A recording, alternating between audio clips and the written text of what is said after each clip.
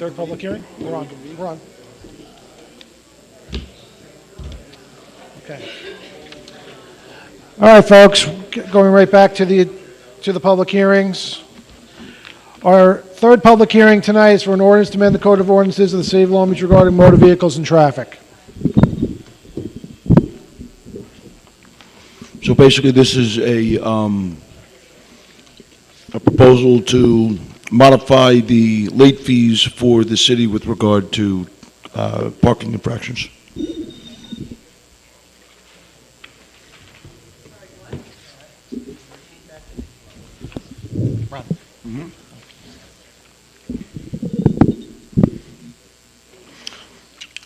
This is a modification to the Charter and Code of Ordinances, Section 15-22, Section B, with regards to late fees for parking infractions, and letter B also.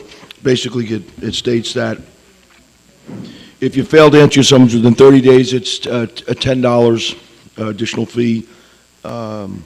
Within 60 days, it's $30. Within 80 days, it's $60, and beyond 80 days, up to 100, past 100 days, it also allows us to have the request the city court to have a civil judgment against people that are out that far. All right, let's open the hearing, and any questions from the council? All right, seeing none. Any questions from the public? All right, seeing none, let's close the hearing and on to the agenda. On to the regular calendar. Item 1 is an ordinance to amend the Code of Ordinances of the City of Long Beach regarding various fines and fees. A hearing has been held on this item already. Item 2 is an ordinance to amend the Code of Ordinances of the City of Long Beach regarding motor vehicles and traffic. A hearing has been held on this item already. Item 3 is a resolution authorizing the acting city manager to renew the Enterprise Resource Planning Agreement for the city's Munis system. Ina, do you have any input on this? It's basically a an additional module for our munis, but Ina, if you have any specifics. Oh, no, this is the actual enterprise agreement for munis. My mistake. So we use a system called Munis. It's the company that manages the system. It's called Tyler Technologies. And they charge us every year to host it. It's completely hosted on the cloud, so we're not at a risk of losing any of the data. And also, they provide us certain training and, keep us. They keep us in current in terms of the technology as the operating systems are changing. They're changing the ERP system as well. All right, any questions from the council? Seeing none, any questions from the public? Okay, next item. Item 4 is a resolution authorizing the acting city manager to accept a charitable donation. So this item is from the Long Beach, New York Police Foundation. As you recall, the council permitted the establishment of the foundation last year. This is for a tent. It's basically a pop-up type of tent for $2,089 that the foundation would like to donate to the city of New York, the city of Long Beach. On the side of the actual pop-up tent, it's going to have the police department logo. It's going to have a statement of where our website is. It's going to be used for things like, right now we have a pop-up Narcan training that's coming up around the city, where we set up in front of various locations to train people who wish to be trained on the spot in Narcan and distribute Narcan to help fight the opioid epidemic that's going around the country. So that's the first intended use for this particular tent. Okay, any questions from the council? Just a quick one. Ron, the amount that they put down as the cost makes no difference to us, correct? In no way that affects us? Not at all. I didn't think so. It's they're paying for it all out of their own funds. It's just they're donating it to the city. Okay. And there's no matching, nothing? No. This is 100% donation. Okay. All right. Thanks. All right, any questions from the public? Okay, next item. Item 5 is a resolution authorizing the acting city manager to accept a grant for an after-school program. It's going to be called also in conjunction with item number 6, which is a resolution authorizing budget amendment to the general fund budget. So, Patty's here if you have any questions, but this is basically a donation that's being made through the Arts Council for mural makers to actually train and have a mural put up in the city. It's a $2,500 donation. Are there any questions from the council for Patty with regards to this? I thought that was my job. Oh, I'm sorry.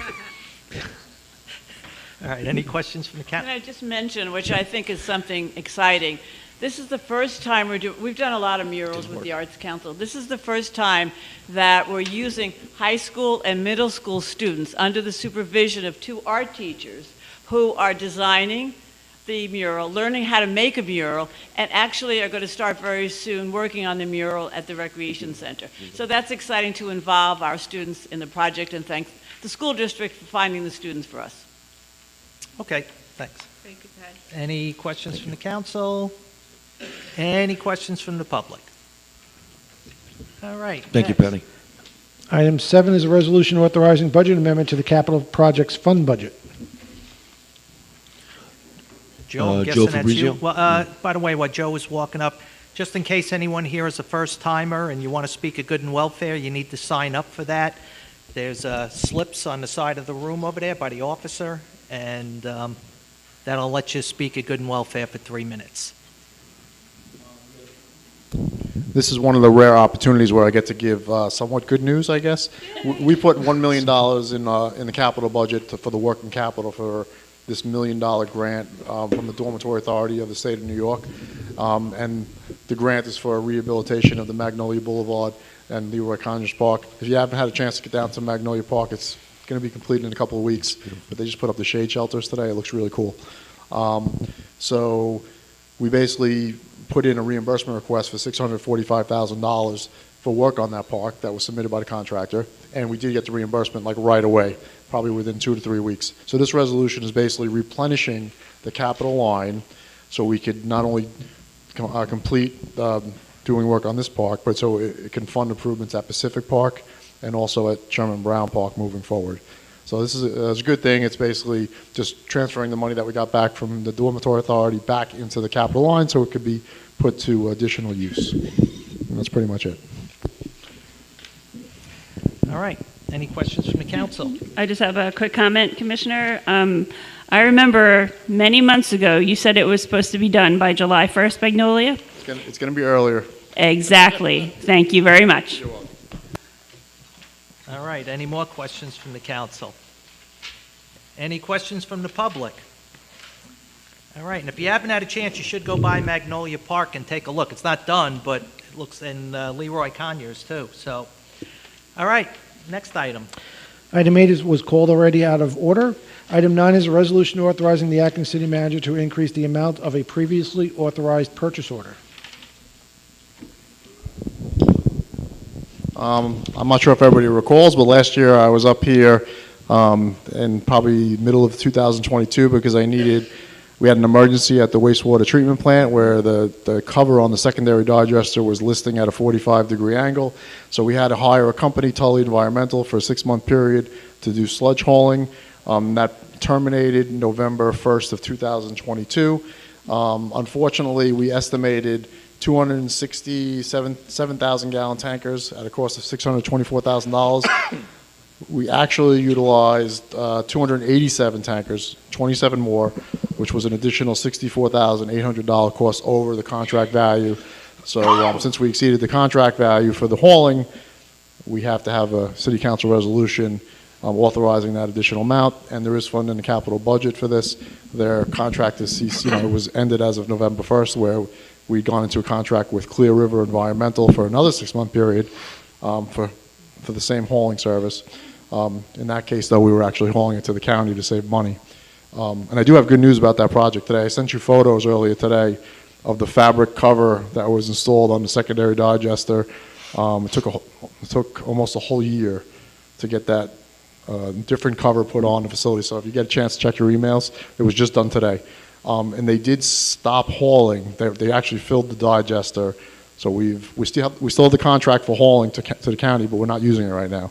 So we're not spending that money anymore. They are using the digester right now. So it's good news all the way around. Good news. Okay. Right.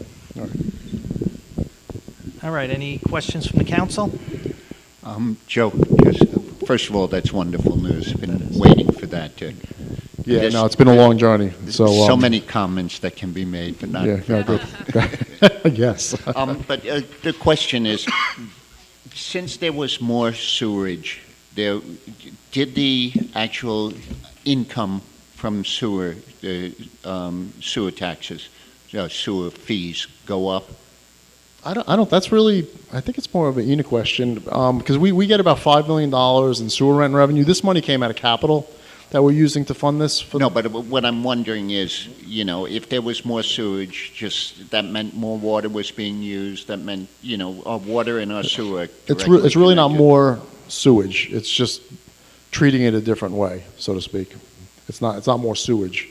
It's just it wasn't able to go through the treatment Right, plant it's- through its normal processes. It still comes through the pipes. Yeah, okay. So it's not, Right. I don't know if you could answer that. I cannot talk to if there was more sewage or not. That's not an area of my expertise. I can tell you that the sewer runs or sewer charges are set up at 130% Right, of the water, yes. of the water charges. Yeah. That has not been increased in the last No, couple no, of what I'm years. asking is the amount. It's all No, the metered. volume, if you, okay, we have very old water meters that we are now having a grant Right. to replace. Apparently, as they get older, the volume that they're reading of the water Goes down. usage decreases. So Okay. So you don't know. I don't know if there was more and then we lost some in You the answered reading. it. You don't Yeah. know. Thank you, Ina. Okay. Joe, do we know how many of those extra trailers were due to Roy's high-fiber diet? I can't speak to that. All right. Any more questions from the council? All right, seeing none. Any from the public? Ms. Lake?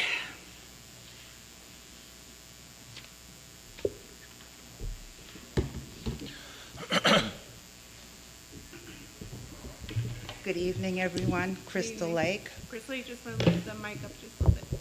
Thank you. Good evening. Crystal Lake.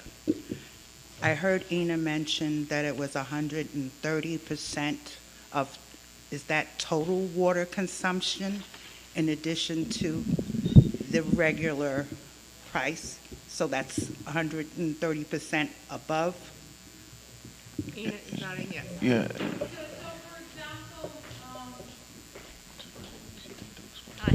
Hi, Ina. So, for example, if you pay $100 for your water, Right. sorry. Hi. So, for example, if you're paying $100 on your water bill, that bill will have $130 for the sewer. So the total will be $230 between water and sewer. That's up and above. That's a lot. Thank you. Okay, any more questions? All right, seeing none, on to the next item. Item 10 is a resolution authorizing the acting city manager to enter into an agreement to furnish and install bus shelters.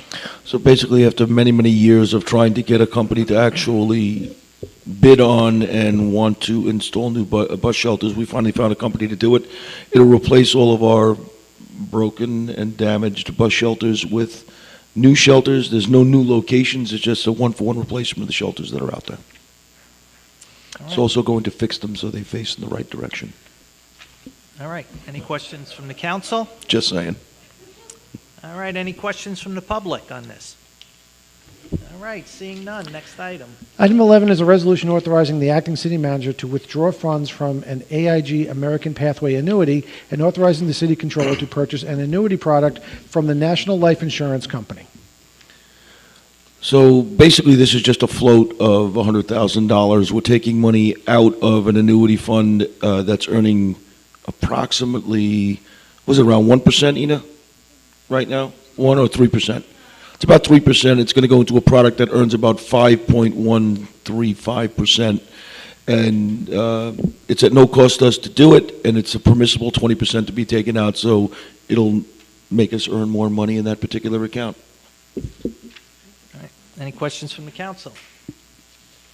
All right, any questions from the public? Seeing none, next item. Item 12 is a resolution authorizing publication of a notice of public hearing of an application to waive off-street parking requirements for premise 966 West Beach Street. This is for publication only. A hearing will be held May 16th at 7 p.m. Item 13 is a resolution authorizing publication for hearing of a local law amending Subpart C of related acts relating to the Charter of the City of Long Beach regarding a local law to override the tax levy limit established in General Municipal Law, Section 3C. This item is for publication only. A hearing will be held May 16th at 7 p.m. Item 14 is approval of prior minutes from April 18th. Do I have a motion? So moved. Second.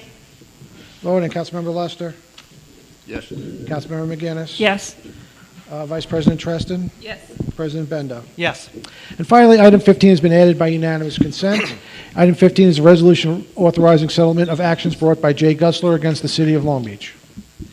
All right, before we begin, So, on this item, the person that this relates to is someone that's a friend of mine that I socialize with, so because of that, I'm going to be recusing myself on this item. And I'm going to ask Vice President Treston to take over this item.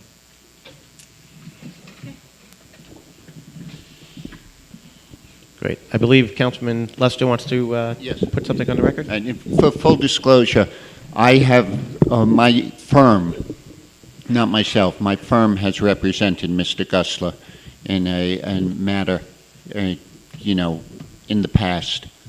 And I am friends with Mr. Gusler, not as close as Mr. Bendo, but I just want everybody to know that, as I represent a lot of people in Long Beach. No. Please don't. No, call I out don't. from- We don't answer questions like that from the public. Yes. So Just so the I'm record's- going to, I don't see Going- any conflict. Just so the record's clear, the representation has ended, and Yes, it ended approximately 1 year ago? About, yeah. Okay. So this settlement settles two separate but related matters, Jay Gusler versus City of Long Beach. The terms of the settlement, briefly, are that the city is going to pay $16,000 per year in full satisfaction of allegations contained in a lawsuit that the city owed Mr. Gusler $19,875 per year since 2019. The settlement will result in a total of $144,000 in payments through 2032. The allegations in the complaint would have resulted in payments of $258,000 plus additional interest from 2019. Importantly, the city is also obtaining a full general lease, which goes up to and including the date of the settlement. As Corporation Counsel, I recommend that the City Council approve the settlement. any questions from the council members? Any questions from the council members? No. None. Any questions from the audience? Ms. Kramer?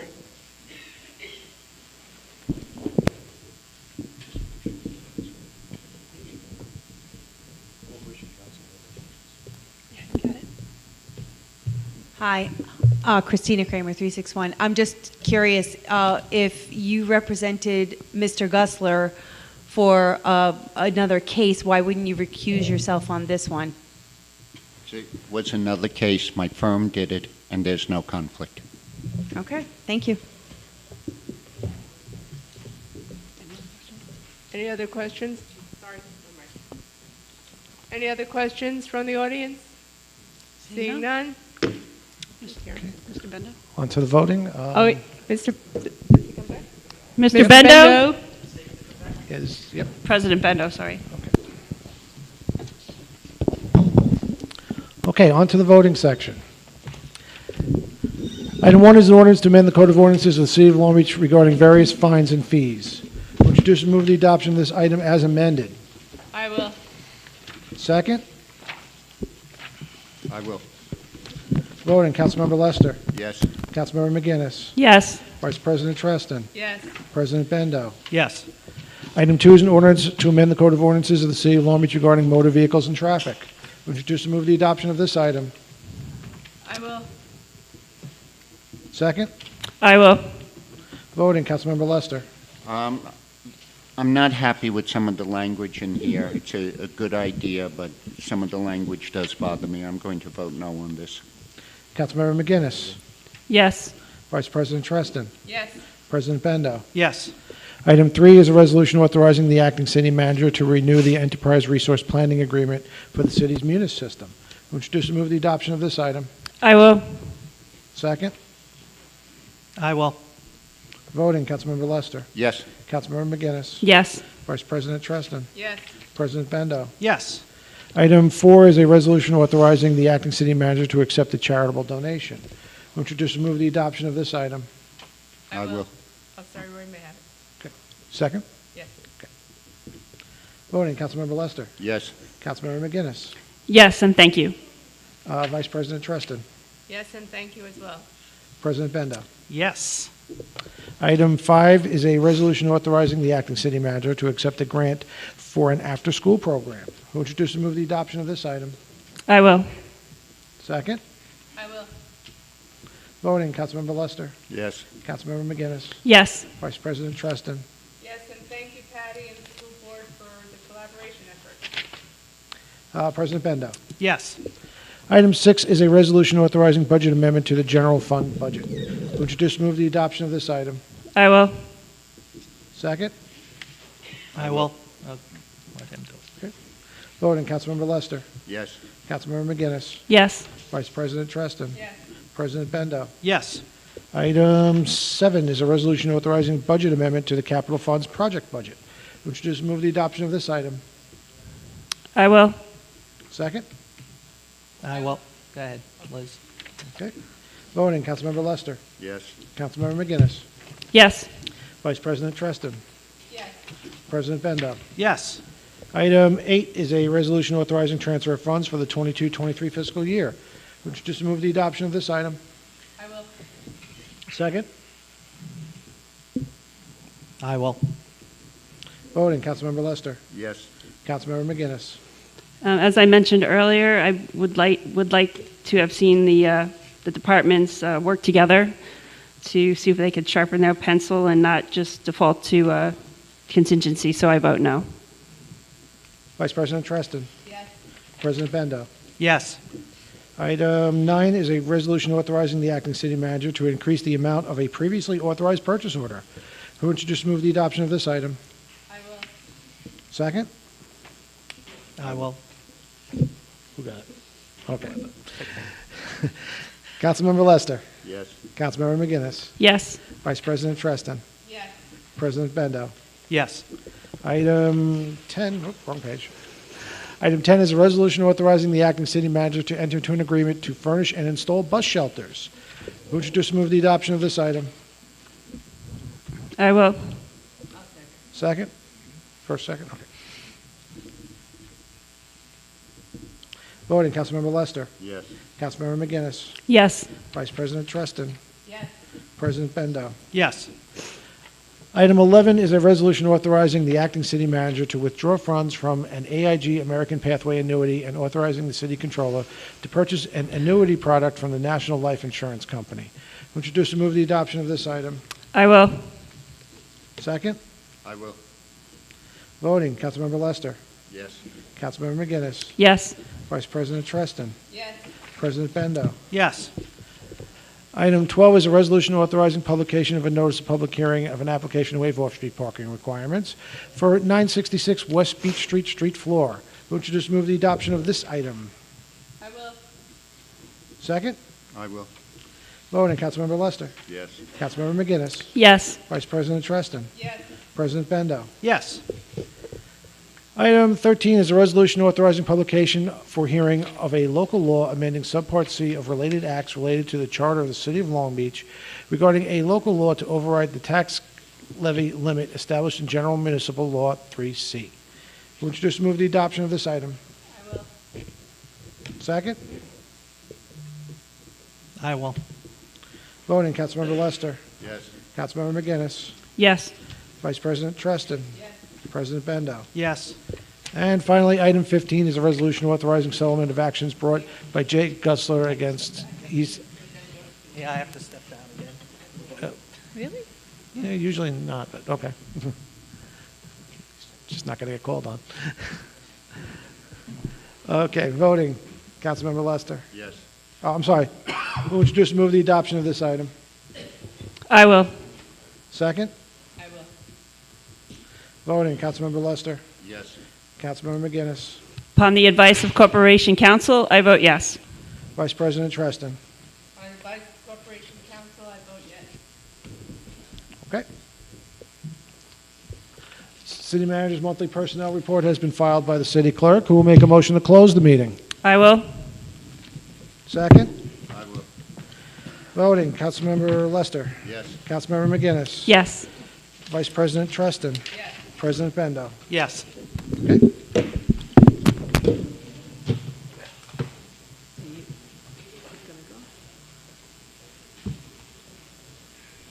Roy, you want to go? Before we start good and welfare, I just want to take a moment to, Scott, stand up for a second.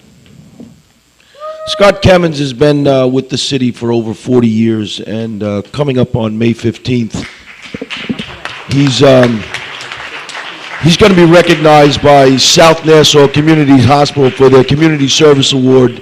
And I think it's only fitting that we recognize him for all of his excellence. He was a fire commissioner here for many, many, many years, been a volunteer fireman for over 40 years. Whenever I have any questions about the building department or anything, even historical, it's amazing what comes out of his head and what he remembers. So Scott, congratulations on your achievement, and thank you very much for all your service.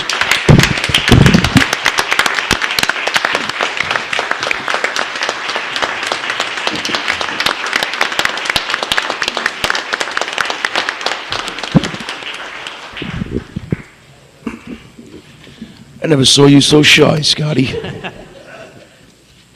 All right, on to good and welfare. So you get 3 minutes, and our first speaker of the night is Mr. Happy, Ron Paganini.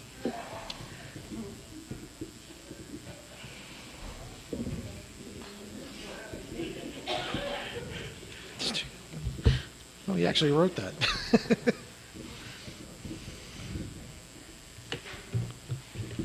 My pastime here, Ron Paganini, 62 Harmon Street, Long Beach.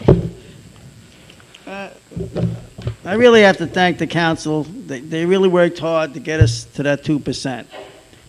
They really did. And it could have been 5%. Could have been 6%. But they worked hard, and I know they worked hard. And it's unfortunate about the Haberman case. But you know what? This is still a proposed budget. And I just want to roll something by you. You know, it's like a fear factor thing, but it is what it is. So if I'm paying 13%, let's say I'm going to pay $600. That's every year, 13%. It could go up. It could go up if we don't stay under the 2. All right. So I want to ask about people in the high-end range. So if I'm 13, would they be 23%? Does that make sense? It's the percentage, Ron. Yeah. It stays the same percent. It's just, if you have let's say $1,000 tax bill, and it goes up 11%, you add on $1,100. Nobody has a $1,000 tax bill. I mean, you know, it's just an example. But, you know, and if your tax bill's $10,000, it still goes up the same percentage.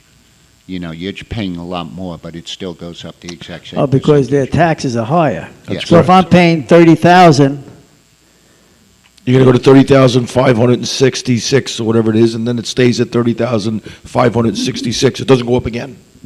but next year, the next year, and the next Right. year keeps So escalating. if we manage to raise our revenues instead of raising the levy, Yeah. you'll stay at 3,566 Yeah. forevermore if we can make up the difference in revenue. If we can, if we get some income, you know, Correct. and knock it down. But if we don't, it's going to be every year until we get some It dough. stays higher, yeah. Right? It's, like I said, it's a scary thing, you know? But you know what? I'm sure you guys are going to do the best you can. That's all I can say. Maybe instead of 13%, you know, maybe 7%, maybe. I'm just saying. You never know. Easy now, Ron. Well, listen, I always go big. You know what I mean? If I'm going to go out fishing, I'm going to catch a big fish, not a little fish. But anyway, that's how I feel. I think the people should know, and it's really not your fault. But I think you're going to do better, and maybe next year, even better instead of worse. You know what I'm saying? As far as. So let's see what happens. But thank you anyway, and we'll see what happens. Bye. Thank you, Ron. Thanks, Ron. Richard Shuren?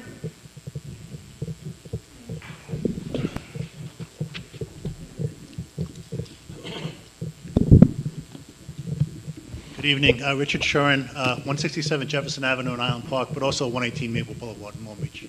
That's my mother's house. She's still there. I grew up there. I've been to a lot of meetings, Town of Hempstead meetings, village meetings. I really want to compliment you on your transparency and your your dialogue with each other and with the community. It's very, very different than other places that I've been to and participated in. So I just want to say that first. With respect to the Equinor matter, you know, I'm involved in that as a leader in the Island Park Civic Association Committee. One of the things I would like to ask of you is when you discuss with Equinor, negotiate with them, if this project goes forward, as you discuss with them and negotiate with them, I would urge you to continue to be transparent with the community and with others in the course of those negotiations so that they can participate and know what's going on. And maybe some other municipalities and other entities will follow your lead, hopefully, and do that. I mean, that's basically it. One last thing, since I have a second. I recently learned that the federal government just leased another very large section of land out in the ocean to a company called RWE, which it's in the New York Bight, so it has the potential to impact Long Beach. I would encourage you to follow that closely, and I expect that there will be other opportunities with respect to that project. Maybe we can all get ahead of the game a little bit with respect to that. Thank you. Thank you. Thank you. Brendan Finn.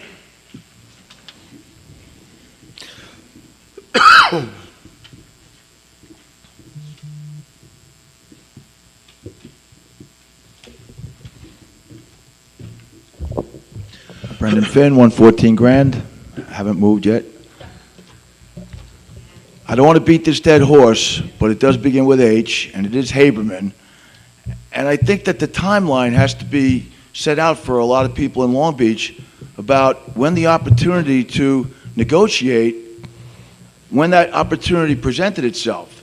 And anybody who negotiates knows that once the judge set that price, and you know, we get different numbers. Someone said 131 million, other ones say 150 million. But once the judge set that price, I mean, yes, you could still negotiate, and you did, and you got it to 75. But the time to negotiate was before the judge set the price, when the judge, when it was in the inquest to go forward and negotiate. So I mean, yes, 75 million is better than 131 or better than 150, but it might have been better if you came to the guy and negotiated with him or the family before that. I mean, and I think that you guys were aware of this, right? Can't talk to me. So, No, I look, know. I get you. You're trying to make an election issue out of this, but the simple I didn't try. Somebody else did. The simple fact is, if you're going to come up and try to do that, have your facts straight, because I'm asking. You're asking, and we've said more times than I want to count. You're talking about people that were sitting up here before us. That is Okay. the when we got here, we did negotiate. That's how we got it down. So when did the negotiations begin? Prior to 15. Well, you talking about our negotiations? Yes, right. I think after the judgment, the the judge made a decision in 20 or 21, and after that, we negotiated. The interest was accruing at $1.1 million a month at that time, so we had to. So we basically got a grant from the New York State Financial Restructuring Board for almost $5 million, of which about 3 to 4 was a grant where we hired bankruptcy attorneys and a financial advisor, the same one that Nassau County uses actually, or someone that is on NIFA board to help us to figure out what our options were and how to negotiate that settlement. So we took action, but we took action based upon professional expert advice at no cost. At that part was at no cost to the Long Beach taxpayer, thank goodness. Yeah, I was just asking about the negotiation because none of you were in office at that point. Right. I was in high school when it started. If we had done what the previous administrations did, we'd still be accumulating $1 million a month in interest. Okay. All right. Another question that you, before you refuted what I said, well, didn't refute it, but just addressed it. And I don't know you, Mr. Cohen, but, welcome to Long Beach. I warned them, don't worry. But from what I've read, you, in Suffolk, you were the county attorney. So you're making more money here in Long Beach than you've made in Suffolk County, correct? No? No. Okay, then what I read was wrong. You read last year's salary. This year's salary, we basically gave him equal salary to come over. Okay. Is this... And he's not taking the medical benefits. Are you in the pension system too? Yeah. Okay. Thank you. Brendan, I just want to say something about this. I know because I hire attorneys. I hire attorneys all the time, and it's getting... I'm sorry. Is it on? Yeah. Okay. I want to say this because I hire attorneys all the time. And, when I get a good attorney, I do everything I can to keep them. And that includes paying them money. Because let me tell you, there are people out there all over the place trying to poach. Because that's basically what firms do. They try to get from other firms. I know my daughter, her first year out of law school, was making $170,000. That was unbelievable to me.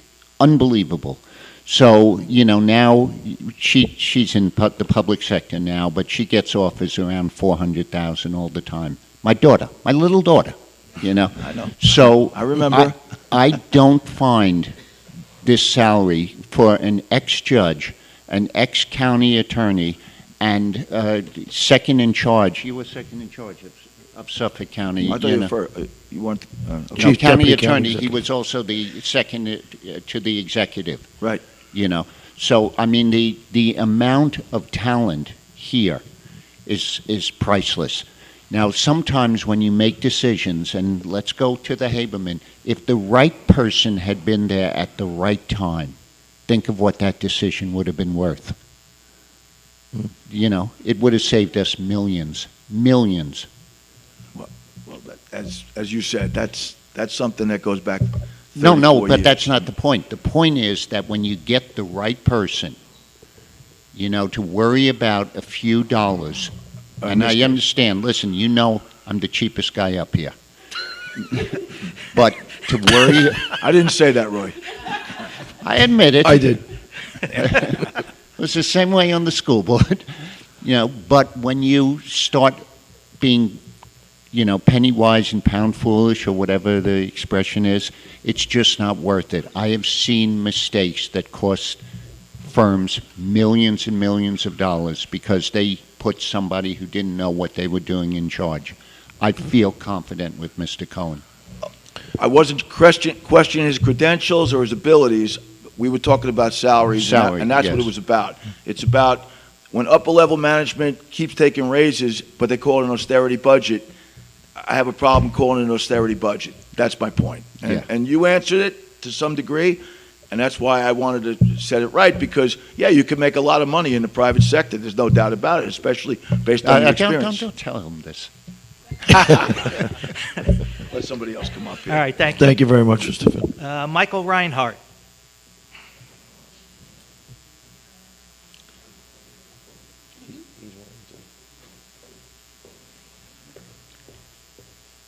Hi again, Mike Reinhardt, 11 Dalton.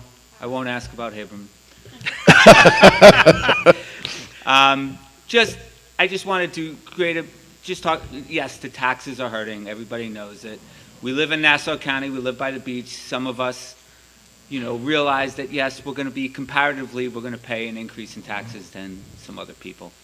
But with that, I really feel that there should be a quality of living that we should expect living in Long Beach, as I'm sure you do as well. I have a 6th and 7th grader that like to ride their bikes. They're getting independent. They want to ride their bikes up onto the boardwalk. They want to go to Marvell. They want to go to Riptides. And unfortunately, right now, I'm not letting them go because of what's been going on the boardwalk. So it's just one of those things. I'm giving them a certain time. I'm just hoping that in the budget and as we go forward, we're addressing that because we are parents of younger children. We are a little worried about that on what's going on the boardwalk. And also with that, I just want to stress that because we do have our kids riding around the streets, going to the boardwalk. But is there other ways that we can generate money? Is there a think tank? Is there a committee? Is there a consultancy? Is there something that we are feeling and maybe we can let the public know, or put it on the agenda for upcoming meetings, of a point of generating new revenue? Just to let people know that something's in the works, or if there's ideas that maybe we can share to help, because we looked at the pie chart. The pie chart is a scary pie chart. Maybe we can increase the size of certain other slices. Thank you. Thank you, Michael. One of the things, Micah? Yeah. One of the things that, there are so many things that are happening in the city that are positive, but it hasn't happened yet. But you look at the Superblock. I'm no fan of the Superblock. I'm no fan of the buildings, but they're going to generate a lot of money for us.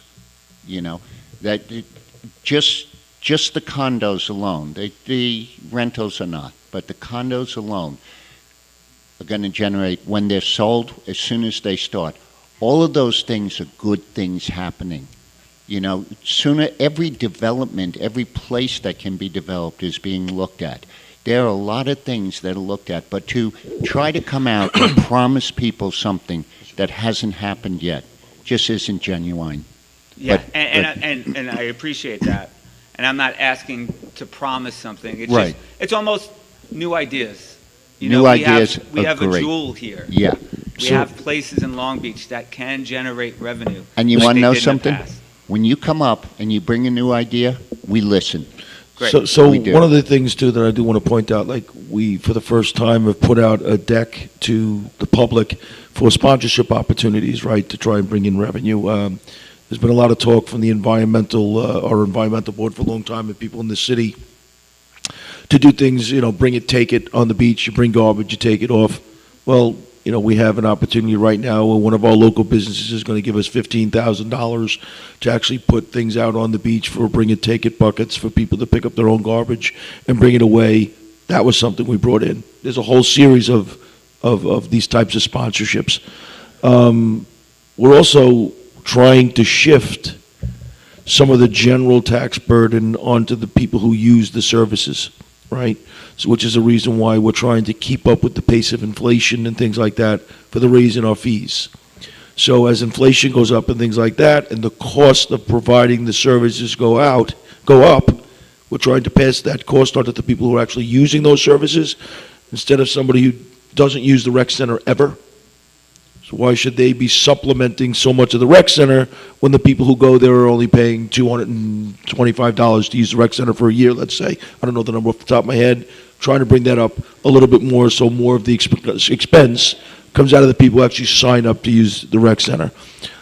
But as you said, any ideas that we get ideas all the time. The bus shelter replacement, one of the main drivers behind that, besides the fact that they're ugly and they were installed backwards, is that those advertisements bring money into the city. And we couldn't really effectively advertise on those because of the condition of the bus shelters. They're all being replaced. It's going to turn into more money for the city. they'll end up paying for themselves. So it's not like we don't do it. We don't brag about it enough, or maybe nobody wants to hear it when we actually do these types of No, things, I or think maybe it's we're not important to coming. share it. I think it's Maybe we're important not to share doing a good enough job getting it out there, but you bring up very good points, and you know, maybe we can hold a work session on something like that one day, or just have an open meeting with the city manager and the administration for the public to come in with these types of ideas. We could look at something like that. Okay. But that's much appreciated. Thank you. Thanks. Mary Volasevich. I think she's gone. Okay, don't see her. Crystal Lake.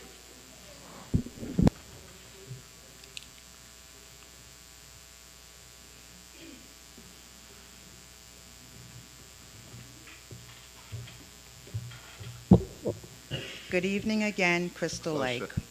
Can, Closer. close? Oh, can you hear me better? Yeah. Is that better? Okay. Yes. Good evening, everyone. Crystal Lake. I would just like to take this opportunity to say thank you for the North Shore Critical Infrastructure Project presentation.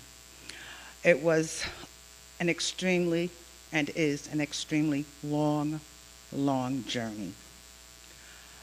Having said that, I wanted to ask the gentlemen that were here a question in an open forum. And I thought that would be quite instrumental moving this project forward, so there would be clear and open communication and understanding. One of my concerns was, if I'm correct or not, I'm not sure, because I didn't really have an ample time to get the answer from him. I thought I heard the gentleman say that the project would start west going east. Now, I don't know if I misheard him or not, but if that is the case, I would be worried about the Long Island Railroad. And since North Park, the majority of North Park the work should begin, in my opinion, from east to west.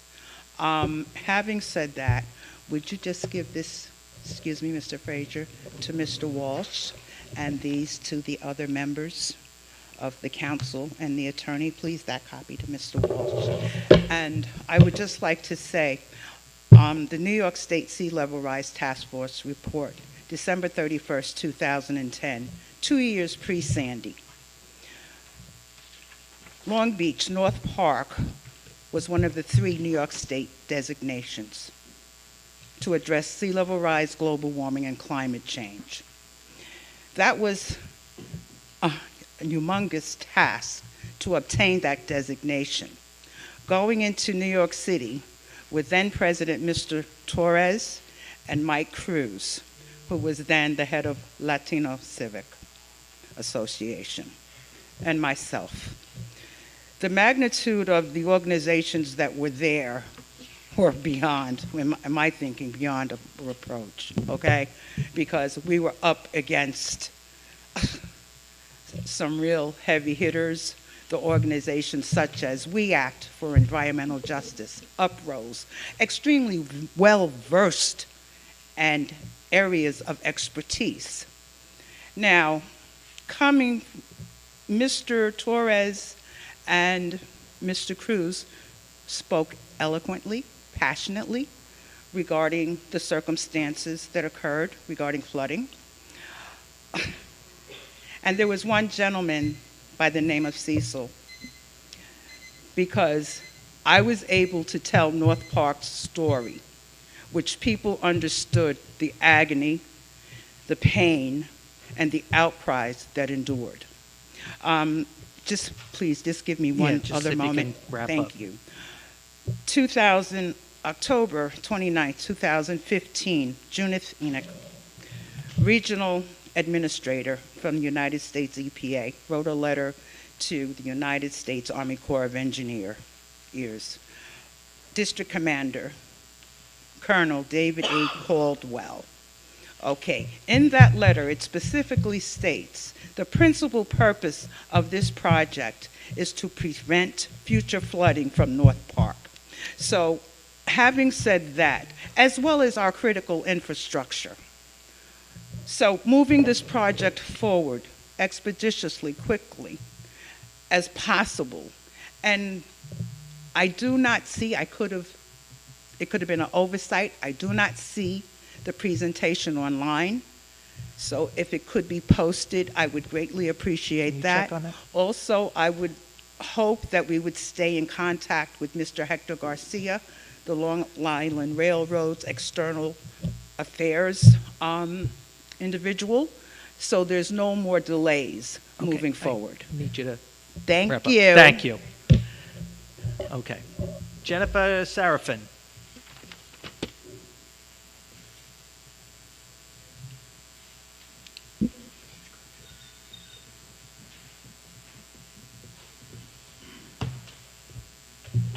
Hi, Jennifer Seraphin, 107 Neptune, Long Beach, New York. I'm up here again for the main reason is I do keep emailing everybody, and only Karen and Liz seem to get back to me. It seems like Mr. Walsh and Mr. Bendo never answer my emails. Also, Tina gets back to me.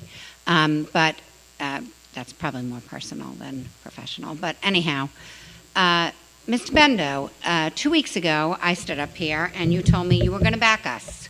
So I would like to know in these 2 weeks what you have done. You said you were going to talk to the governor, you were going to fight for Long Beach and try to fight this project. So in discretion, I am going to say, backing means fighting. Congressman Van Drew issued the following statement after the Pentagon sounded the storms on how the development of offshore wind farms will affect national security. You do know that they are the size of the Empire State Building and they will affect our barrier island. I'm talking about Long Beach. So because of his Long Beach Island, he wrote, during my field hearing in South Jersey last month, my colleagues and I highlighted the adverse effects of offshore wind would have on various sectors and industries, from our environment to national security, said Congressman Van Drew. When whales and dolphins started washing up the coast and I called for a moratorium and these projects until adequate investigations were held, it was met with severe oppositions. When fishermen indicated their concerns with how these projects will affect their livelihood, their concerns were pushed aside. When highlighted how the Bureau of Ocean and Energy Management own environment impact statement admitted that offshore wind will have no impact on climate change. There was no response from the administration. When the National Ocean and Atmospheric Administration own scientists raised concerns with how these projects endangered the right whale, he was ignored. And when my hearing revealed that these massive turbines could interfere with radar systems and highlighted the warnings from our own military, this administration continued full stream ahead. These warnings can no longer be ignored. This president and this administration continue to disregard these valid concerns. And now the Pentagon is reiterating the potential impact this industrialization of our coast will have on our national security. We need to put America first, and we need a moratorium on this project before it's too late. That's what he said. What are you going to say? What have you done? So if you're asking me specifically first, I haven't actually responded to your emails because you just keep sending me links. You're not really sending me anything but links. And I'm reading the stuff you're sending me. I actually am reading it. Okay, but I never get anything back saying, thanks, I read Well, that. I can do that, but I'm reading all the stuff you send me, and I'm also reading stuff that has a different perspective than you, trying to get both sides of the story. Washington. Because- I mean, this is saying that the Pentagon is telling you that. Right, and I read about that too. You're right. The Air Force is saying that the wind farms off of here could impact the NEXRAD weather radar that they have. In other parts, not necessarily right here, but in other parts, it could impact training areas that they use. So they have raised that there is a system in place that the Pentagon interacts with the various agencies to make sure these things are compatible. But the point being is, like you're reading, you send information to us. I go on, I look at information. Again, I look at both sides. I And know, but that- you need to stop the project from starting in Long Beach. You need to get to our governor before it's too late, because once it starts, we're screwed. That's the reality. Well, that's why I said earlier that I have spoken with the governor's office. We've met with, Equinor, we met with NYSERDA, we've met with, so we're talking to people about this. Okay, So- but you told us last week you were going to fight for us. You did say that. Okay. There's people here. When we met with NYSERDA, what was it, last week? What did I say to them? I was yelling at NYSERDA in the room, telling them that if this city makes a decision not to allow this to happen, that we were going to throw up every roadblock humanly possible to them. That's what I told them. Okay, well, you need to tell us that. Right, but we're not at that point yet. That's the whole thing. We're not at that point yet. We also hired experts that are going to help guide us, because you sending me links, me looking at my own links, we still need to hear from the experts as well.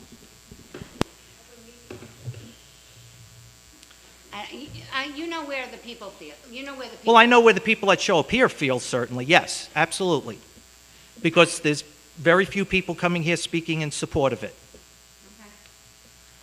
Mr. Kramer.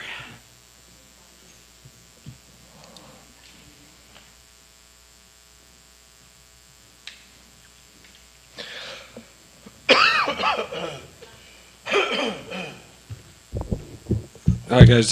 Tim Kramer, 361 East Broadway. I got three things I got to get through, so I got to move a little quickly here. So, the first thing I need to understand this ring fuel thing. What? I'm sorry. The ring fuel. Oh, yeah. So, am I correct in saying that this system is used to either eliminate or reduce theft and or theft of fuel? Correct? It'll help with that if there is any. You're Okay, talking about the so- gas boy system, right? So the thing that I spoke about earlier. Huh? The thing that I spoke about earlier. Yeah, it's actually rings that you can't walk up to the pump and turn the pump on without. And it's designed to reduce theft or fraud, correct? If there is any, it would identify that. Yes, Okay, help and us we've identify had that. this, City of Long Beach has been in possession of this for 13 years? Apparently 13 years ago, they decided to buy it, and it only came to our attention within the last, I would say, to my attention, it only came to my attention since I became city manager, but prior to that, I don't know how long. Okay, so was there a supply chain issue where we ordered it 13 years ago and we just received it last month? They didn't buy the whole system. They didn't buy the whole system?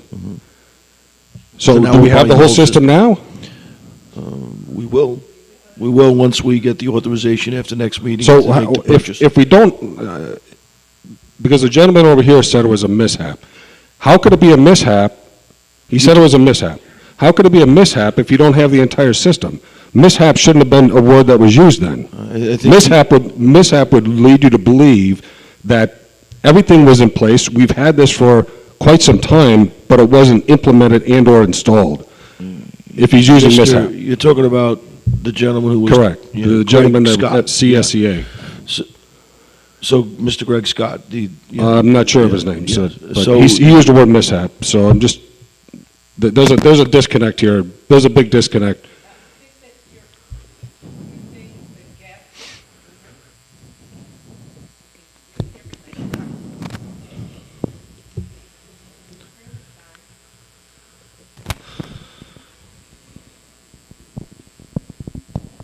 Better? Thank you. I think you're confusing 2 points. There was a mishap he utilized, but it didn't have to do with the gas ring. Those are two separate issues. Correct me if I'm... Okay. No, you're right. So the gas cap, again, this found out that it was purchased 13 years ago. Again, city was a mess. We're fixing it. Look, On the gas caps. Other stuff I know there's... if you're but- using the word mishap, that means He it said wasn't... misstep, he didn't say mishap. It wasn't... What he was hold on, actually let me finish. talking about, Mr. Kramer, was that The mistake is that they didn't tell us that they were overspending, one, and two, that they were under budgeted. Those were his missteps. That's what he was referring to when I asked the question. Missteps, not mishaps. They should have come to us and let us know long before they were $256,000 over budget. When is the ring system going to be installed? The system of the gas rings has already been discussed. It approximately takes 6 months after it's approved by the council. There's something not right here, but I'm going to move on. So, Ms. Tresson, what is the purpose of you listing yourself as an individual party on the Article 7? Because I'm a resident and it's my right. Okay, so are you representing yourself with this, or are you representing the city? No, the city it's their own party. That's what I'm asking. I'm not asking for any funds. I signed up Jennifer the other day. I want to see what's coming in right as it comes in. I don't want to have to wait and Google and wait. Well, the city of Long Beach the city of Long Beach is listed as a party, so I'm just trying to understand why you listed yourself as a party, being an elected official of this city. In my mind, that's a conflict of interest. Actually, Mr. Kramer, her rights as an individual citizen don't go out the window just because she's on the council. So did anybody else? Her registration, her registration as an individual is nothing to do with what she is up here. She doesn't represent the city, if that's what you're asking. I also checked with the city's council before I signed up So- for the party, so there is no conflict. So, I don't know if did you answer my question, what the purpose was for you? So I can read what's going on. Okay. And the last thing I have is, Mr. Walsh, I have, no disrespect, because I know we have an issue here that in the past with certain things, but I have a big problem with you commenting or having any type of input with regard to the Equinor windmill project and cable coming through the town, because in my mind, you're not vested like I am. You're not vested like I am, where you own a home here, you're raising a family here, and when you retire, whenever that is, you're going to go back to wherever you live and live your life, and you're not going to have to deal with potential health issues and look at this stuff, the daytime and the nighttime with the blinking lights. So I have a big problem that in my mind, you should recuse yourself from comment and or opinion. That won't happen. Okay. All right, thanks, Tim. And Christina Kramer.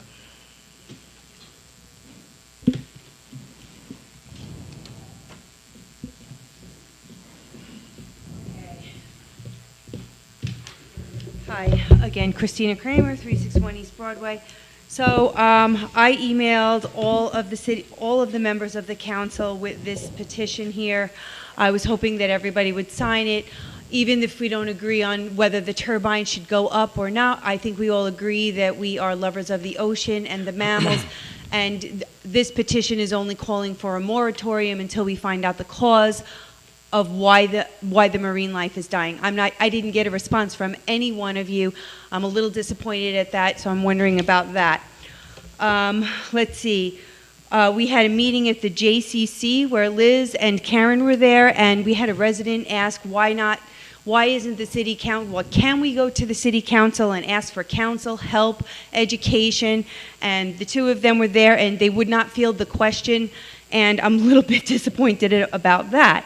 I'm also curious about the sponsorships that the city's getting. The Harvest Festival from Equinor, the Harvest Festival, the Arts in the Plaza, the Kiwanis, the Latino Civic Association, events in Island Park. I'm just curious, when Equinor goes ahead and sponsors these corporations, these communities or these items, does that mean we're beholden to supporting the Equinor project? I'm just curious because these things are on my mind. And I'm very upset about the Equinor format that is going on tomorrow at Bridgeview and also at the Alegria. We get to go in like these voting booth type of things, and I'm going to tell you, every presentation I've ever gone to, I've learned the most from listening to the people's questions and then the answers that they give to the people. And we're being neglected from having that information. People don't know when they go to these little booths what kinds of questions to ask these people. And we're talking to professional orators, PR people that are paid thousands and thousands of dollars to have all the answers to the questions, and the people just don't know what questions to ask, and that's really disturbing to me. And then the last thing I want to say, if I can think of anything else, is last week, 2 weeks ago, Mr. Bendo, you snickered over to Mr. Walsh, I don't get my news from Facebook. And then when we asked how you were reaching out to the community about the Equinor, McNally said there was 20-something posts on Facebook. If you don't get your news from Facebook, why are you assuming that we get our news from Facebook? We don't get robocalls, where there's no flyers around. We need some help here. We don't want this as a community. We're begging for your help. Stand up for us, educate us, do presentations. If you don't want to do the presentations, I'll do presentations. I've educated myself to the point where I can at least say what's going on. People don't know they need help. Please, thank you.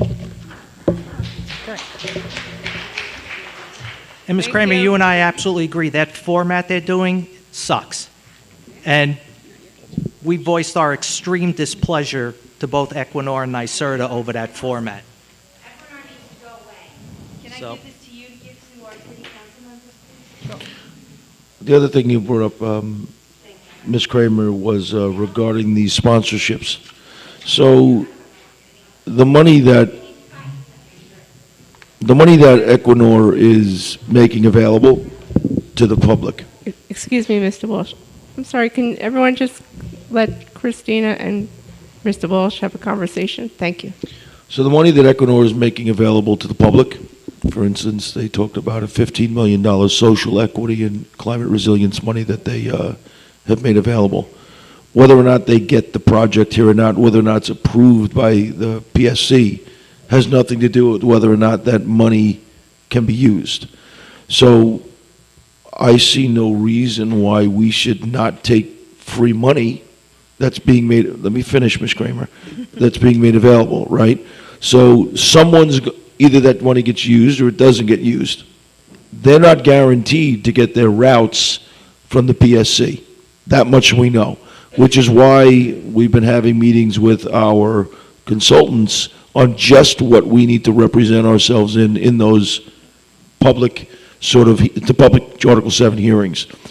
That's going on now. We had a very in-depth and long conversation with several of our consultants the other day.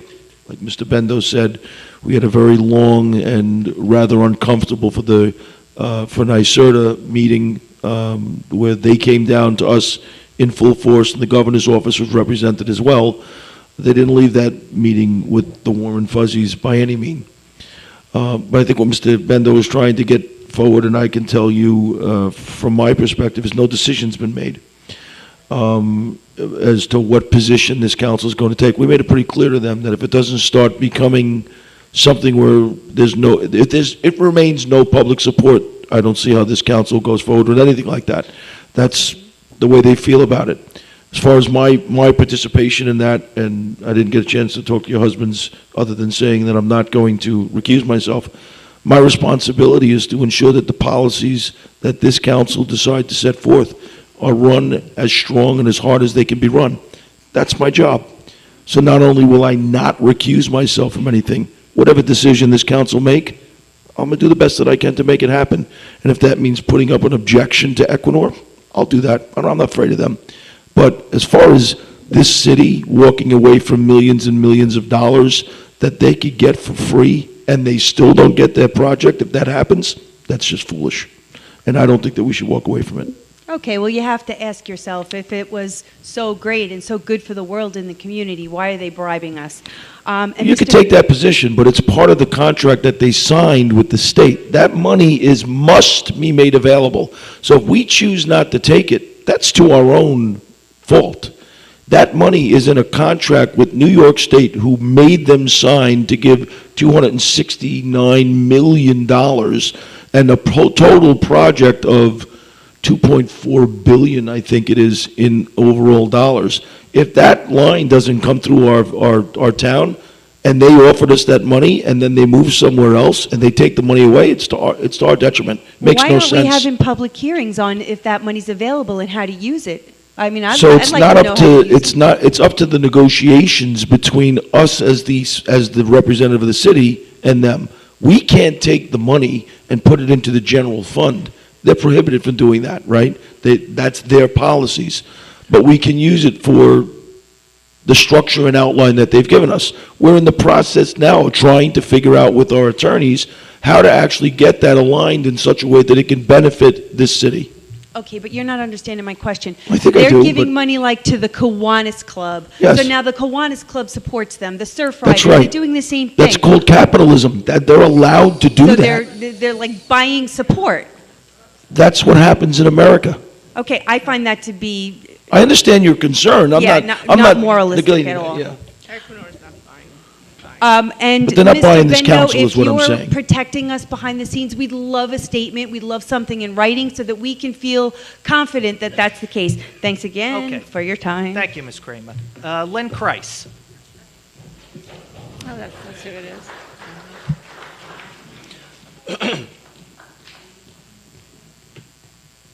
Hello, how are you? Hi, Ms. Hello. Grace. So I'm basically new to this, my first city council meeting. Welcome. So, Welcome.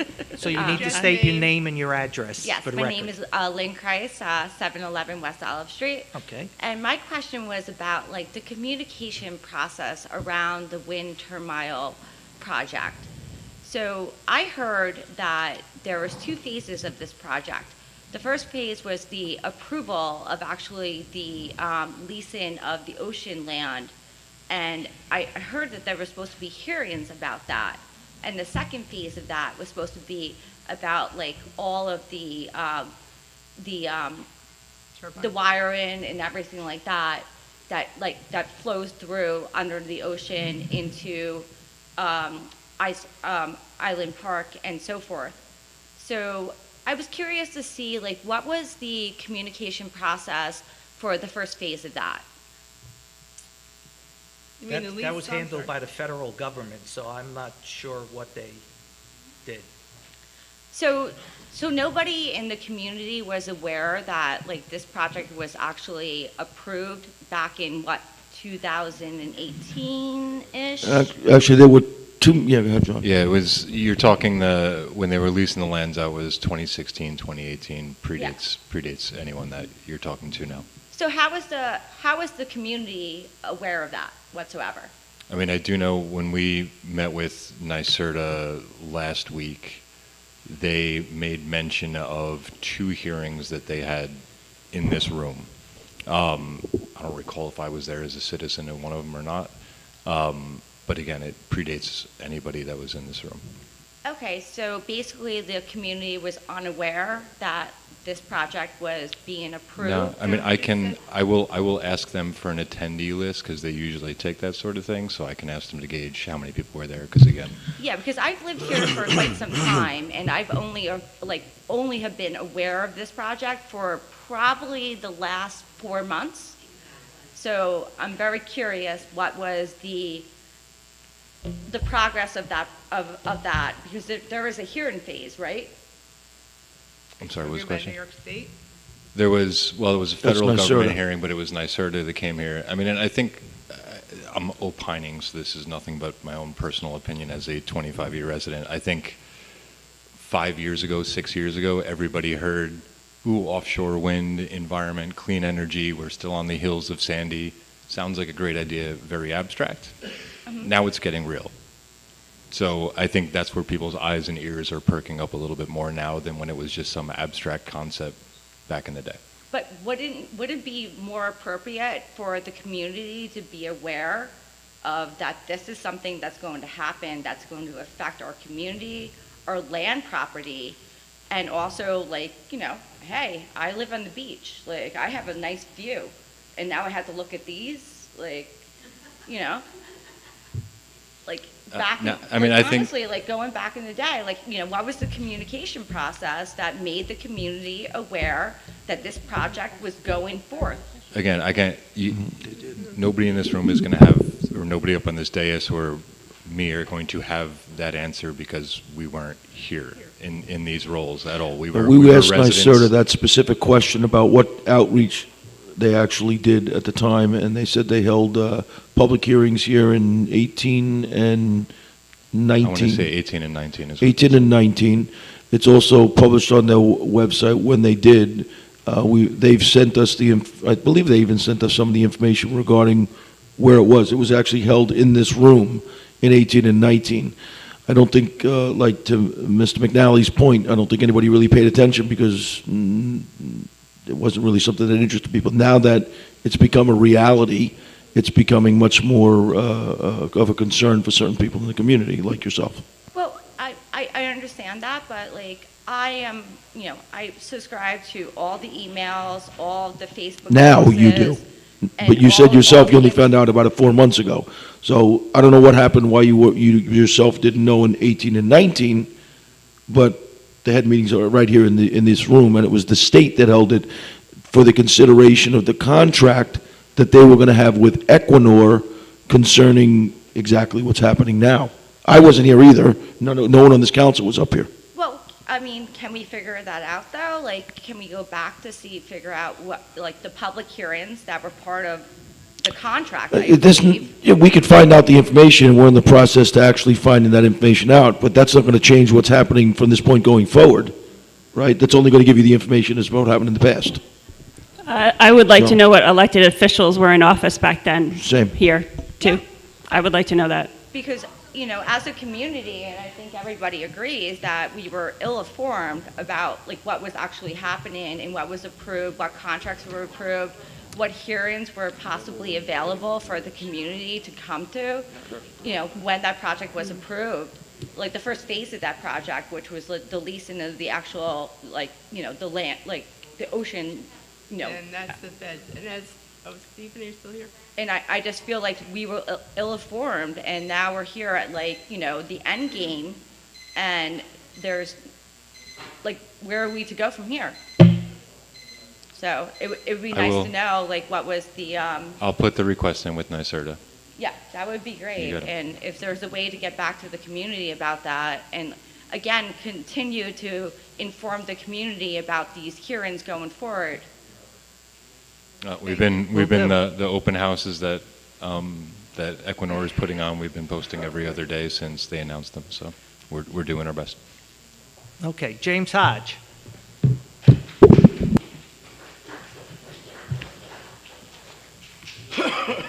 Thank you. James Hodge, 95 East Fulton Street, Long Beach, New York, from Nevada to Maple, from the bay to the ocean in our great city.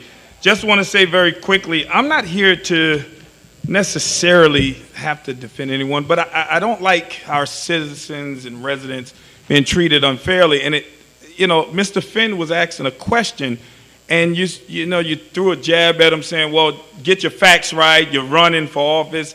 He's entitled to come and ask a question. He paid taxes here. I've been a resident here for 46 years, my whole life. And I say that because, John Bendo, we should watch how we treat people. You are the president of our city council. And so let me say this real quick. When we talked about the 4 positions, the deputy city manager, the comptroller, the acting city manager, or the city manager's position, and the corporation council, if you look at the attorney general's salary, the governor's salary, the mayor's salary, governors all around the country, all of our positions make more money. And I know Roy said, you know, listen, you know, to find good people, everybody that we have almost in executive positions live out of the city. Do you guys not have confidence in the city of Long Beach residents? Do you not?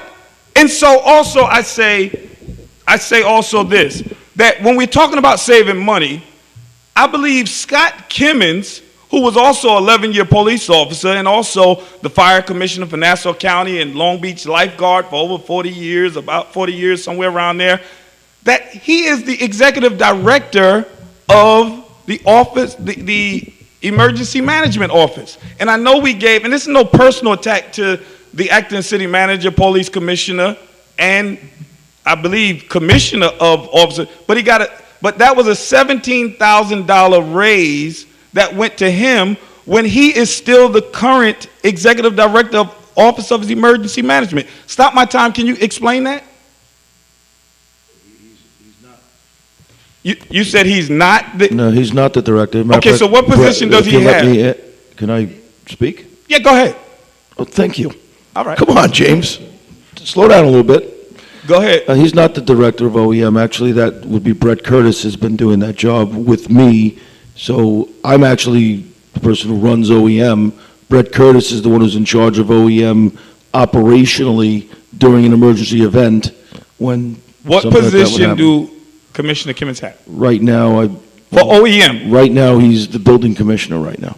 So you He's, guys... he's one of the liaison officers that comes in. So as he was Richie James, Corbett's if you want me to boss. answer the question, Okay, you go can't ahead. talk I'm over sorry. me. Go The ahead. time isn't running, all right? So he's one of the liaison people from departments. Like when the fire department goes in, Scott will go in from OEM. We got some staff that comes in from DPW. We'll grab somebody from street maintenance. We'll grab somebody from sanitation. That all go in to staff up OEM when we activate. Okay, so... But those are unpaid roles. Again, he is the most qualified in this city. Well, I don't know if I would agree with that. He's certainly qualified Well, to do he that as part has of been it. Nassau County Police. He's been a Nassau County Fire Commissioner. He has been a police officer. He's been a commissioner of the city of Long Beach. And so you may not agree with it, but I think I'm not slighting Scott. You You're just talking did, in a way. No, I didn't. So what I'm trying to say is that the people who are assigned to be liaisons, Scott has functions that he does when OEM opens up. He's very, very good at doing all of the administrative paperwork and stuff like that. Yeah, I agree with you. Now forget just administrator. He has been the executive director before Richie Corbett left out. And so Richie Corbett left out. They gave you $17,000.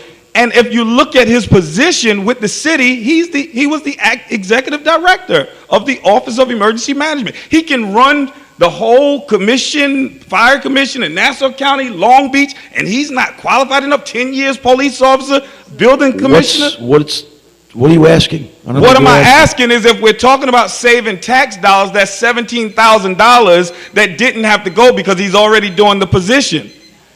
He's not assigned to that position. I just told you that. So I'll show you the paperwork, and it's in the city. He has that position. And if you ask him to stand up right now and ask him what position he has for OEM, he'll tell you. Not that I just asked him, but maybe you can ask him. But he is the executive director, or he has a leadership role. And it's not personal. I'm finishing off. It's not personal, but when we're talking about saving tax dollars, this city council gets elected by the people. Everybody that's running everything is from out of our city. We have 35,000 people here. James, your time is up, so can... All right, so again, please, we have such great people in our city, from Nevada to Maple, from the Bay to the ocean. Please, let's count on Long Beach. Thank you. You know what? Before I call the next person up,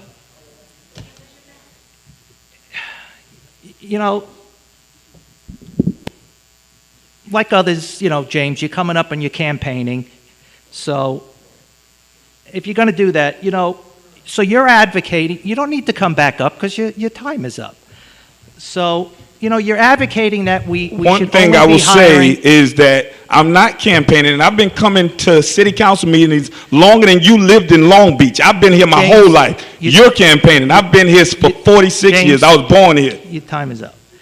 So, you're advocating that we should be hiring locals. And while that's good on paper, I'll remind you and everyone else sitting in this room that when you and all your local friends ran this city, you ran it into the ground. And now you're proposing to go back to that. So maybe people need to think about that. Maybe some of the reason is We hire based on talent, not on an address. And if you don't like that, sorry, but we're fixing things that you and your friends, the problems you and your friends created. Are you one of my friends? Depends on the day of the week sometimes. Okay, I was going to say, let me know. So next time you want to walk around with me, I'll tell you you're not my friend. You never did. You keep making that story up. Lauren Moriarty. Remember that. Trust me. Remember that.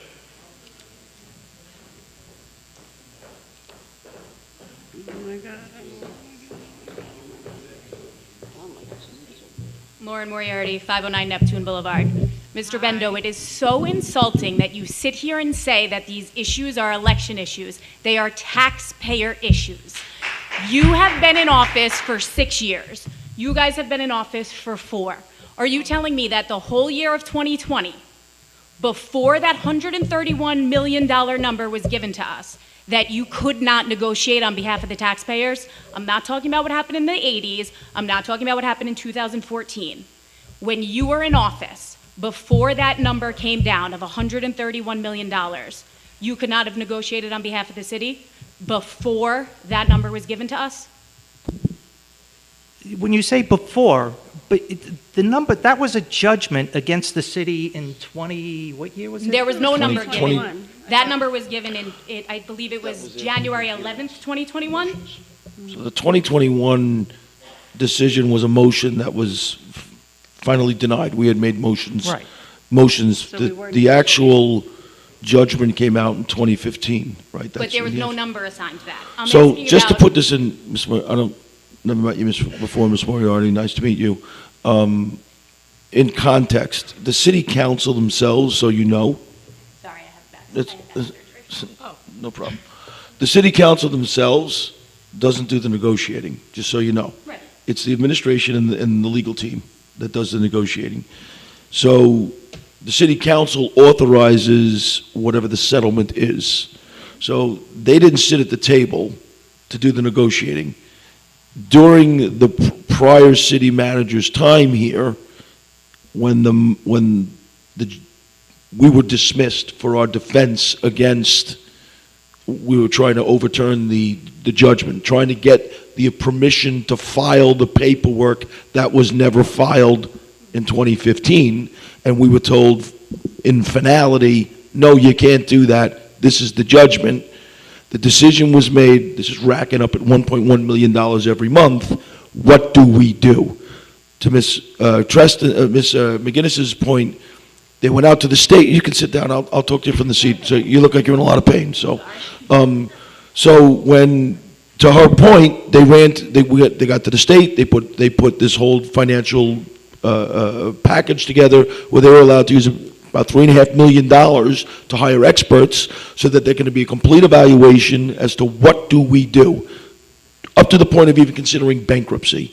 It was on the table as to whether or not the city should just file for bankruptcy to get out from under this thing.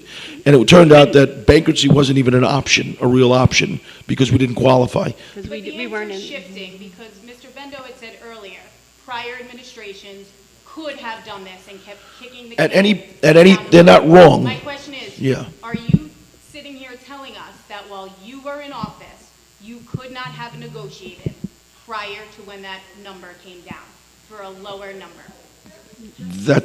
There was no opportunity. What I'm not getting is, the judge made a ruling and said, this is what you owe Mr. Haberman, and was accumulating $1 million a month of interest. So we said, we have to negotiate with him to settle this, which nobody did before us. After the number was given. I'm saying before that $131 million judgment was Right. given, could you have done anything? Who's up to you? that date? Could the city council have? No. Because you're blaming the prior city council for not doing No, it. the city So- administration. City administration. So could the city administration, while you were in office, do anything? We did do something. After the number came down. When this council was waiting to start negotiations, it was to see if we were allowed to put in an answer, right, additional paperwork that was missed, that was the judge in 2015. You wouldn't negotiate against yourself while you're paying attorneys to go in there and say, we want to file an answer. When the judge finally said, you can't do that, that's when negotiations started. So it's... I just want to be clear, so you're saying while your tenure on the city council, there is nothing that could have been done? We were doing Yes, They were we doing it. negotiated it down $75 million. Yes. Prior to the judgment. It was given. Mm-hmm. After they made. I'm not sure what you're trying to make an issue of here. We cut... My issue is that you waited until they slammed us with Waited? What do you- $131 million, yes, judgment. That came before this council sat down. That, no, it didn't. It was, I think it was Yes, it did. January 11th, 2021. That was when the judge said you can't file any additional paperwork. The motion on our part was, hey, we want to file what we missed, basically in most simplest of terms. And I'm not going to talk in lawyer's terms because I'm not a lawyer, and maybe he can if what he knows.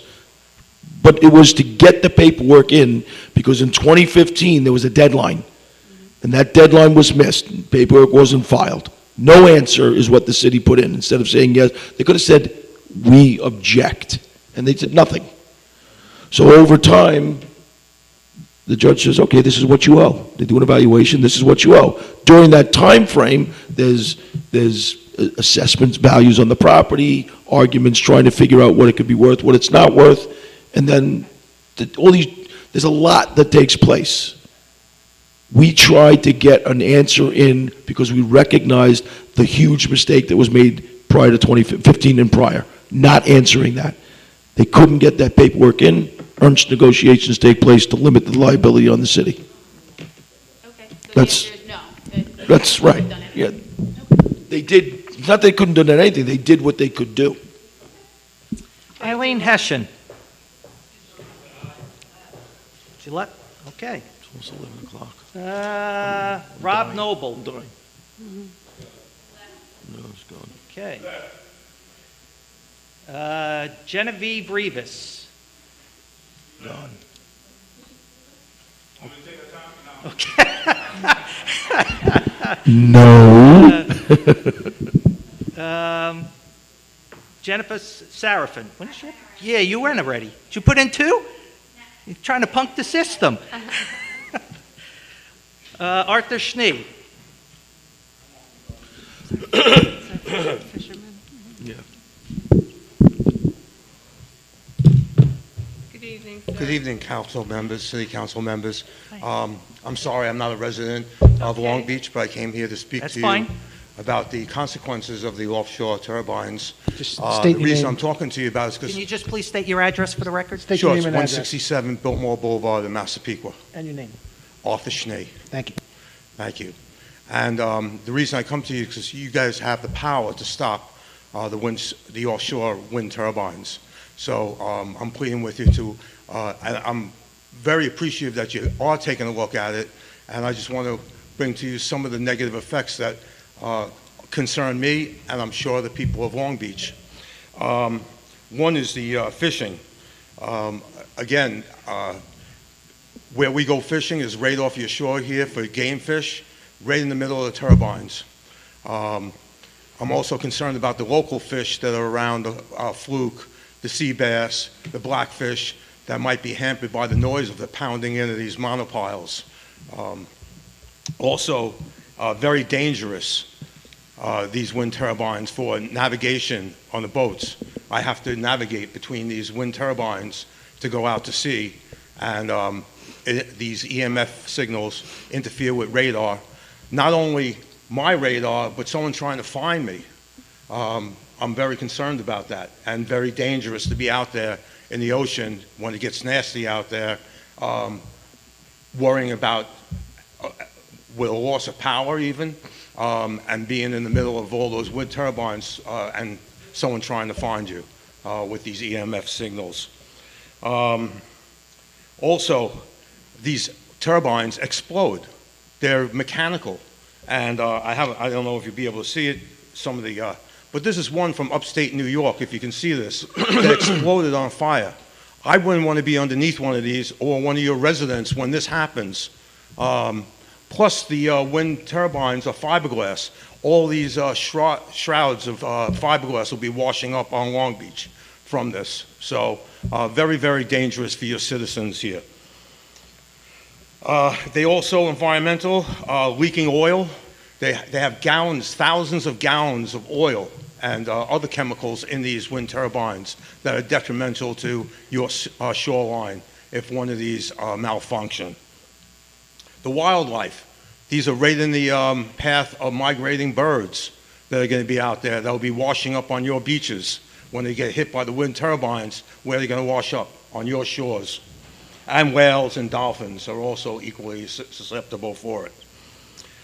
You talked about also the beauty of it. I live in Massapequa. If you look east of me, you could see the Robert Moses Bridge. It is 15 miles away, and you could see it as clear as day. That's what you're going to be seeing. I hope that you sell these condos before they see the turbines up there, these flashing red and white lights out there, and the industrialization of your ocean. It might be a hard sell for you to sell condos here in Long Beach.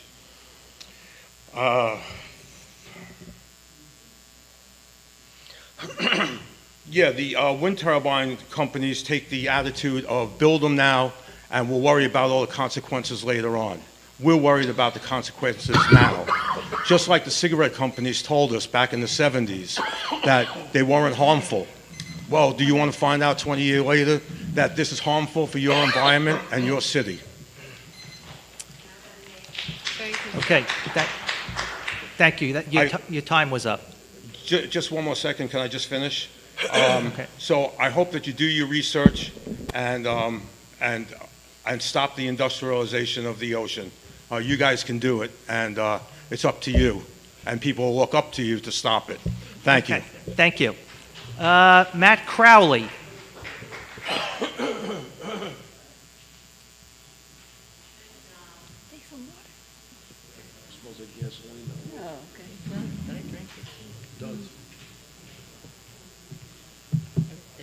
Good evening. Matt Crowley, 29 Kentucky Street. I know most of you guys on a personal level. I'll be quick. Just a couple things that popped up. Equinor, it's fine. You know, it is what it is. Federal contracts, state contracts. You guys are in a position. However, them sponsoring events, lobbyists, it's fine. Nothing legally wrong with it. Just the look of it doesn't look great. The perception doesn't look great. You know, enough said there. Mr. Cohen, highly qualified. You know, welcome to Long Beach. Brendan raised the point, you know, pensions, we're all concerned about compounding pension costs. So I think that's obviously in the city. Great fire department, great police department. Tax revenue for the new towers. If the boardwalk is not up to par, that's going to affect the revenue. You know, the boardwalk, as far as quality of life, Mr. Walsh, you know, we've spoken about different things, quality of life. On my way here, I stopped briefly on Olive Street and Edwards. 36 cars right through stop signs in 42 minutes. I think regardless of how you're voting, it's insane. I've seen people hit on Ocean View. You know, I've had conversations with your predecessor, my old hockey coach, Mike Tagney. I asked about moving violations in town, and he kind of shrugged and laughed. Unfortunate. You know, something's got to be done. And that's regardless of where you stand, it's unacceptable. The cops do a great job. I think they're understaffed. I know many of them personally. I've grown up here 46 years. So something maybe you could look into. And as far as revenue for moving violations, we talked about an increase in levies for parking tickets. And then also, if you guys could just, I think 2017, 2019, right, the majority of you guys elected, no, 4 years, 6? I might be off, so if you guys, and this is corporate counsel, maybe you could answer. It's my recollection, I could be wrong, that Ms. Gaydon publicly stated that she was exploring all opportunities with Haberman, right? She was working for you guys. In that time, between 2021 and John, I think 2017, right, was your first elected first term? 2018. 18, okay. As corporate counsel, with your experience, you know, and you don't have to answer this, but it's something to think about. Would you have tried to overturn the initial ruling, or come to a resolution with Haberman. You know, something to think about if you went to Haberman in 2020 and said, hey, we'll give you 30 grand, or 30 million, and you could build. You know, I don't know. I think that's what a lot of people were getting at, and that's just a question that I have.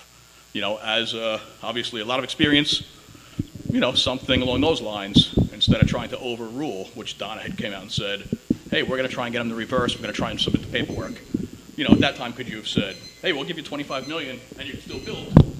You know, that might have been a little better. But, like I said, I appreciate the time. Okay, thank you. Let me just address a couple things that came out twice. I don't want to belong this for too long. But Matt, just to address a couple of things. The first thing I want to address is about the boardwalk, because that's the second time that was brought up tonight.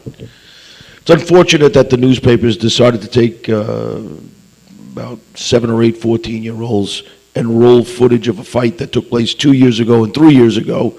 So that boardwalk is safe. I walk on the boardwalk. I'm up on the boardwalk. It's not an unsafe place to be.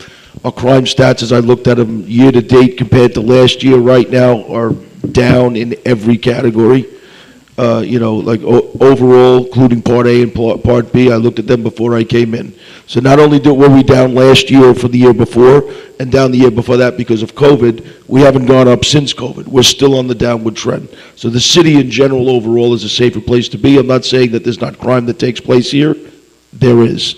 As far as with regard to the summonses and summons activity, since I've gotten here, the summons activity in this city is easily triple what it was before I got here. Not saying there isn't a place to go with it, there is. When I have, you know, I have situations downstairs in the courtroom where right now we're running at about a 75% dismissal rate on our summonses. That doesn't make me feel good when my cops are out there busting their chops, doing what they need to do, and a lot of our summonses, especially summonses that are all written according to the law, are being dismissed. Different issue you might want to say, but it does send the message that if you get a ticket in the city of Long Beach and you live here and you go to court, you might not be paying your fines, right? So that's something I wrestle with. Notwithstanding that, my cops get encouraged every single day to go out there and write more and more tickets because your complaints are not falling on deaf ears. I said, I got a complaint this morning about cars going too fast up in the canals. They were going 25 miles an hour and a 15. Sent my cops out there again today. Tomorrow they'll be looking at your stop signs again. But, you know, I know that. And I'm not saying that there isn't room for dismissals in the courts. I'm not saying that there isn't, you know, the ends of justice that are met in other areas either. But there's a lot of factors that play into everything. So, and I don't want people walking out of here thinking that because the news media decided to sensationalize a fight between 14-year-olds that boardwalk is not safe, because it's safe. Yeah. I appreciate it. I just didn't want to leave it to just comments said and no response. I will try to get the statistics for next meeting as to where we are with regard to our summonses, too, so that you have them, okay? Yeah. President Bendo, is it possible that we can get a historical timeline on Haberman from when it started to when it ended? See if the Corp Counsel Office can put that together. Thank you very much. Okay, that's it, folks. Thanks for hanging in to the end. It was a long one, but everybody get home safe.